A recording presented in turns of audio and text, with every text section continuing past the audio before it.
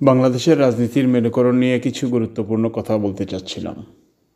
রাজনীতিতে টিকে থাকতে হলে নেতার শত্রু থাকতে হয়, আর শত্রু না থাকলে শত্রু বানাতে হয়। তার সাথে মারামারি করেই আপনার দলকে গোছাতে হবে। ঠিক তেমনটিই করছেন বর্তমান মুষ্টিমেয় কয়েকজন হেফাজতের ব্যানারে থাকা কথিত উলামা একরাম, যাদের হিম্মতে কুলায়নি ইসকনকে নিষিদ্ধ করতে।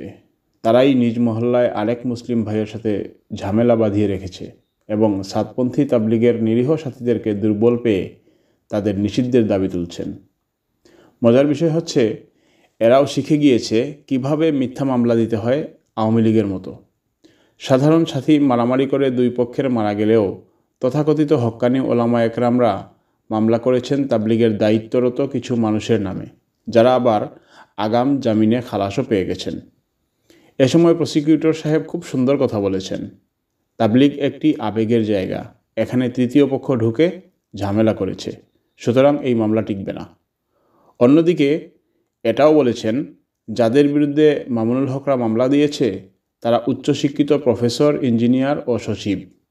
সুতরাং চিৎকার চেঁচামেচি করে মিথ্যা মামলা দিলেই সেটায় কাজ হবে না, কারণ তাদের বন্ধুবান্ধব হয়তোবা দেশের উচ্চপদস্থ কর্মকর্তা। তারা একে অপরকে জানেন আসলে কে খুনি। মামুনুল হকের চিৎকারে অর্ধশিক্ষিত ও অশিক্ষিত কিছু লোক মাঠে নামলেও ন্যূনতম ঘিলু থাকলে কেউ লাফাবে না। উনি ভেবেছিল আওয়ামী লীগ যেভাবে তার বিরুদ্ধে হাজারটা গাড়ি পোড়ানোর মামলা দিয়েছে, তাবলিগের সাথীরাও তার মতো রাজনীতি করে তাদের বিরুদ্ধে মামলা দিবে এবং তখনই অ্যাকশন শুরু করা যাবে।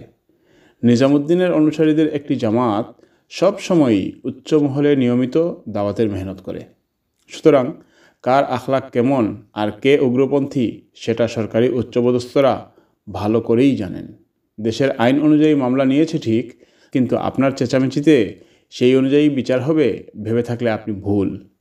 এটা মনসুরুল হক সাহেবের মাদ্রাসা না যে জোর করে দখল করে বলবেন তারা পালিয়েছিল তো এই জন্য আমরা পুনরায় দখল নিয়েছি। আপনি অভিনয় ভালোই পারেন, তবে ইদানিং মিডিয়াতে দেখি ভদ্রতা দেখাচ্ছেন। ভাবটা এমন যে ভাজা মাছটা আপনি উল্টে খেতেও জানেন না। আমি এজন্যই বলি, জামাত শিবিরের রাজনীতিতে নীতি থাকলেও এই সকল ওলামাদের মধ্যে কোনো নীতি নাই।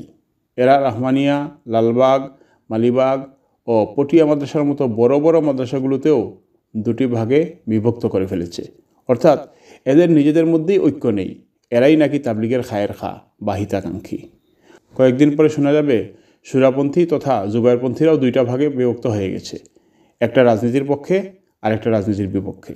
ইতিমধ্যেই মধুপুরী আরেক উগ্র পীর সাহেব বলেছেন কাকরাইল মসজিদ থেকে নাকি আন্দোলনের ডাক এসেছে। এই কথা শুনে তো জাতি হতবাক।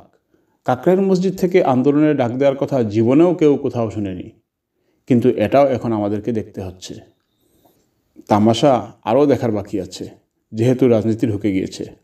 আমাদের আশ্চর্য লাগে দেখতে, বিশাল বিশাল দাড়ি টুপি আর জুব্বা পরে কিভাবে এরা ইসলামের 12টা বাজাচ্ছে ও সাধারণ মানুষকে বিভ্রান্ত করে চলেছে। সাদ সাহেবের কথিত ভুল তাদের অন্ধ অনুসারীরা মেনে না নিলেও এবং তার অর্থাৎ মৌলানা সাদের অনুসরণে আমল না করলেও তাদের নেতাদের উগ্রতাকে কিন্তু ঠিকই তাদের অন্ধ অনুসারীরা মেনে মৌলানা সাদ অনুসারীদেরকে মসজিদ থেকে বের করে দিচ্ছে। তো আমরা খবর পাইছি এখানে মাসরা করতে হয়েছে, এখানে একটা জামাত প্রবেশ করছে এবং এখানকে নেতৃত্ব দিচ্ছে এলাকার স্থানীয় লোক রাহাত এবং মুসলিম এবং একটা ছেলে, আমি নাম জানি না, বহিরাগত একটা ছেলে। উনি অত্যন্ত সন্ত্রাসী এবং বাজে লোক এবং এখন তাহলে ফতোয়া কার বিরুদ্ধে জারি হওয়া উচিত?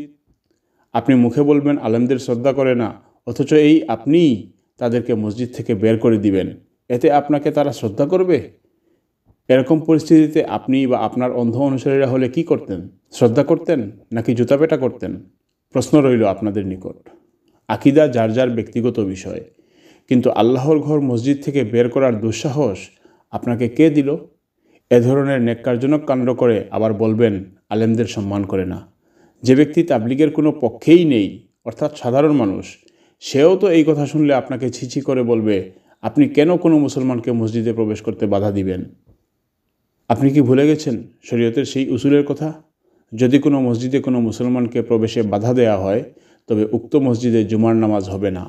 অর্থাৎ আপনার এরকম একটি নেক্কারজনক গর্হিত কাজের কারণে উক্ত মসজিদ জুমা মসজিদ বা জামে মসজিদের সম্মান থেকেই বঞ্চিত হয়ে যাবে। আরও সহজ ভাষায় বলতে হবে সেই মসজিদের জুমার নামাজ হবে না।